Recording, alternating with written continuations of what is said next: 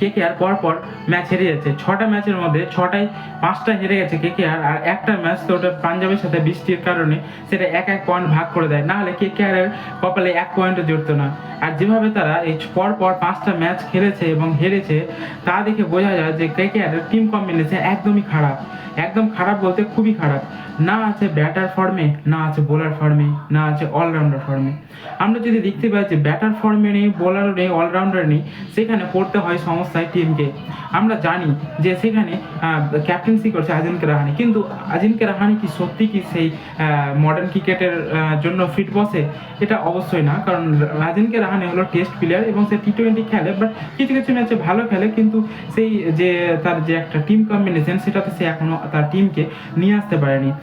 সে তার বারবার ওপেনারে এক্সচেঞ্জ করছে, বারবার সে ওপেনারকে চেঞ্জ করছে, যেখানে সে 6টা ম্যাচের মধ্যে একটা মাত্র ম্যাচে সুনীল নারায়ণকে সে ওপেন করিয়েছে, বাট তারপরের ম্যাচে করাচ্ছে না। আসলে কেকেআর এর ফ্র্যাঞ্চাইজিরা কি চাইছে বা টিম যে ক্যাপ্টেন আছে সেটা কি চাইছে সেটাই বোঝা মুশকিল। কারণ আমরা জানি যে ফিন অ্যালেনকে এবার বিশ্বকাপের ফর্ম দেখে যে তাকে এবার আনা হয়েছিল আইপিএলে ব্যাটিং করার জন্য, কিন্তু প্রথম সে 2-3টা ম্যাচে ভালো ইম্প্যাক্ট ফেলে, বাট তারপরে থেকে সে একটা ম্যাচে ভালো খেলতে পারছে না এবং বারবার ফ্লপ দিচ্ছে।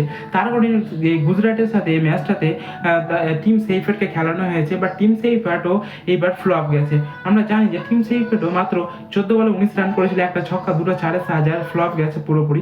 আজিঙ্কে রাহানে তো এই ম্যাচে খাতা খুলতেই পারেনি গুজরাট টাইটান্সের সাথে।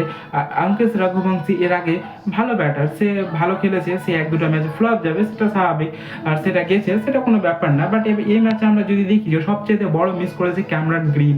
ক্যামেরন গ্রিনকে 25 কোটি টাকা দিয়ে কিনে নিয়েছিল কেকেআর, বাট ক্যামেরন গ্রিন কি করছে না, বল করছে না, ব্যাটে সেরকম পারফরমেন্স আছে। শুধুমাত্র যে আমরা দেখি যে গুজরাট টাইটান্সের সাথে মাত্র 55 বলে 79 রানের মতো একটা বিধ্বংসী ইনিংস খেলেছে, 7টা 4 আর 6টা চক্কার সাহায্যে 143 স্ট্রাইক রেটের সাথে। আর আমরা যদি দেখি তার বাস্ট ফর্ম সেদিকে একদম ফ্লপ সে ক্যামেরন গ্রিন, না বোলিংয়ে না ব্যাটিংয়ে, সব দিক থেকে ফ্লপ। আর এটাই কেকেআরের সবচেয়ে উইক জোন, কারণ ক্যামেরন গ্রিনকে আনা হয়েছিল আন্দ্রে রাসেলের ব্যাকআপ হিসাবে, বাট আন্দ্রে রাসেল তো ব্যাটিং কোচে নিয়ে নিয়েছে কেকেআর, বাট তারপরে থেকে সে আসতে পারেনি এবং তারপরে থেকে ক্যামেরন গ্রিনকে যে নেওয়া হয়েছে সেখানে পুরোপুরি ফ্লপ কেকেআর। আমরা যদি দেখি রোবমান পাওয়েল, সে তো হার্ড হিটার ব্যাটার, তাকে ধরা না ধরার সমান, বাট অনুকূল রয় যে কিনা ওখানে একটা ভালো একটা অপশন খেলা দেবে অনুকূল রায় জায়গায়। আর রিঙ্কু সিং তো আমরা মনে হচ্ছে যে একদম গরিব রিঙ্কু সিং ভালো পারফরমেন্স করছে, বাট এখন যে তাকে টাকা দিয়ে বেশি টাকা দিয়ে কিনা হচ্ছে, একদম পারফরমেন্স একদমই খারাপ। যেখানে টিমের দরকার সেখানে পারফর্ম করতে পারছে না। রামনদীপকে যে কেন খেলাচ্ছে কেকেআর আমরা বুঝতেই পারি না, কারণ রামনদীপের মতো একটা ব্যাটার যেখানে সব একদম ফিনিশারের লাইনে চলে আসছে, রামনদীপকে না খেলে যদি সেখানে একটা ভালো কম্বিনেশন তৈরি করে, কারণ রামনদীপকে দিয়ে তো বল করাচ্ছে না আজিঙ্কে রাহানে, সেখানে তাকে একটা ভালো কম্বিনেশন দেখতে হবে। আর আমরা কেকেআর এর ওভারঅল আমরা যদি দেখি তো খুবই খারাপ চলছে। বন্ধুরা, তো ভিডিওটা তোমাদের কেমন লাগলো কমেন্টে অবশ্যই জানাও। এরকম ভিডিও পেতে আমাদের চ্যানেলটিকে সাবস্ক্রাইব করে রাখো।